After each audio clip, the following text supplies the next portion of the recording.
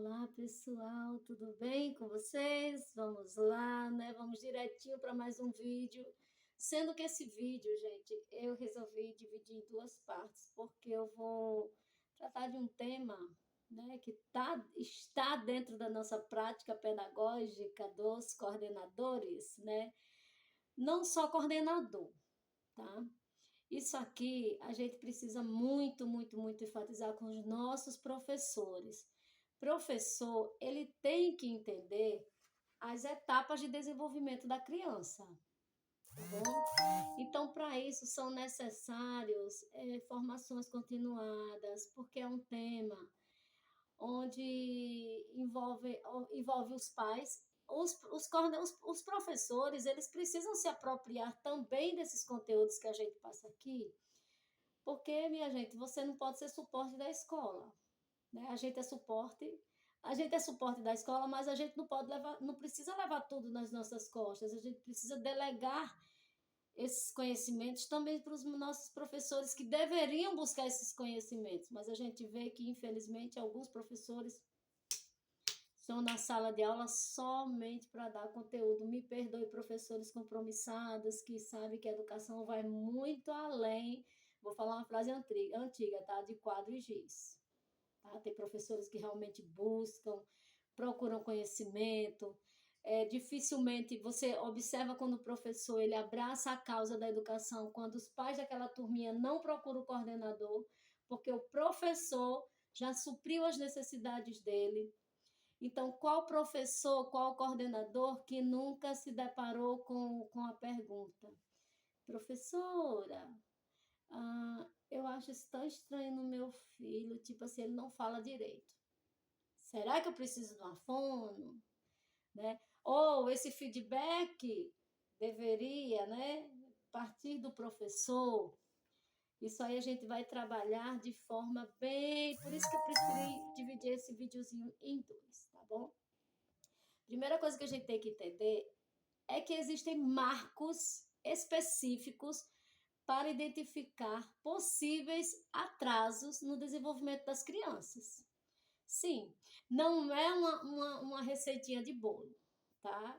Você vê que se você tiver 3 filhos, um vai andar com 10 meses, um não vai nem engatinhar. A gente vê isso no berçário, a criança não vai nem engatinhar, já vai, tuf, já se levantou, já não sei o quê. E principalmente hoje a neurociência ainda está estudando o cérebro dessas crianças, né? Estão pensando aí até em mudar a maioridade, enfim, mas isso aí deixa para a neurociência. A gente tem que falar de escola, coordenação pedagógica e atuação do professor. Então, o cérebro infantil ele passa por princípios sensíveis, períodos bem sensíveis, onde certas habilidades são adquiridas com mais facilidades, né? E outras não, né? Demora mais um pouquinho. Isso são chamados de janelas de oportunidades para aprendizado e desenvolvimento, onde o cérebro ele precisa ser estimulado, gente, adequadamente, tá? Adequadamente. Não adianta eu forçar a barra para o meu filho numa habilidade onde nem o cérebro dele está formado para aquilo. E isso o professor tem que ter conhecimento disso e passar para os pais. É o caso do desfraude, é o caso da fala, é o caso do engatinhar.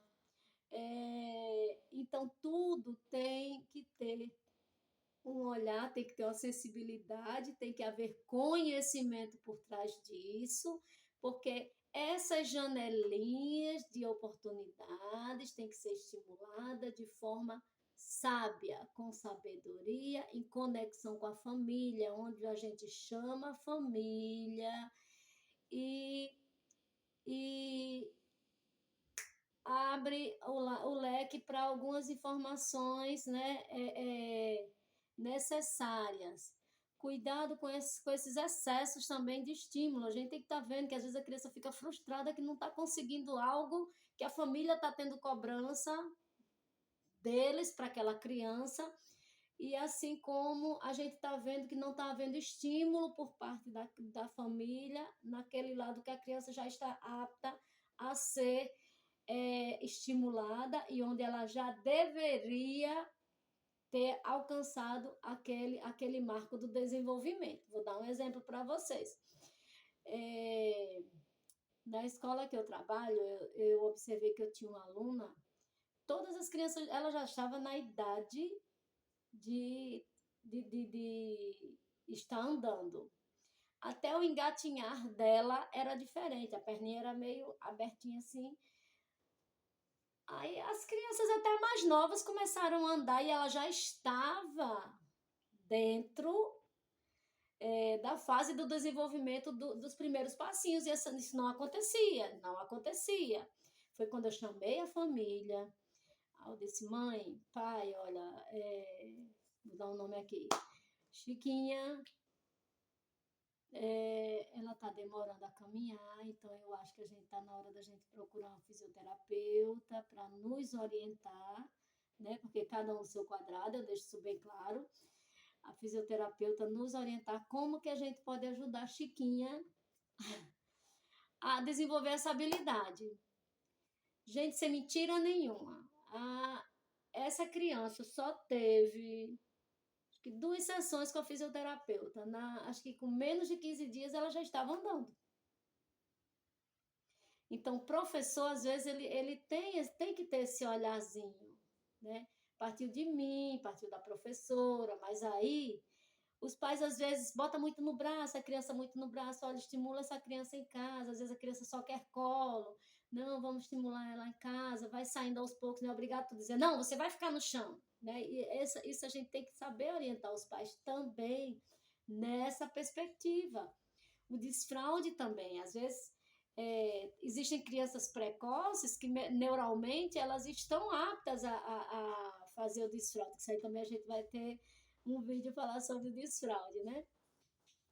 E muitas mães, quando a criança chega aos 2 anos, claro, tem N fatores, até da economia, que as mães se preocupam muito com o desfraude. Às vezes a questão que ela nos coloca, eu disse, calma, mãezinha, olha, a turma, nossa, Lucrécia, a turma toda, a maioria já está fazendo desfraude, porque meu filho não está fazendo desfraude ainda. Eu disse, não, a gente está no processo do desfraude, e isso tem que acontecer de uma forma bem gostosa, não pode ser nada forçado, nada imposto para a criança.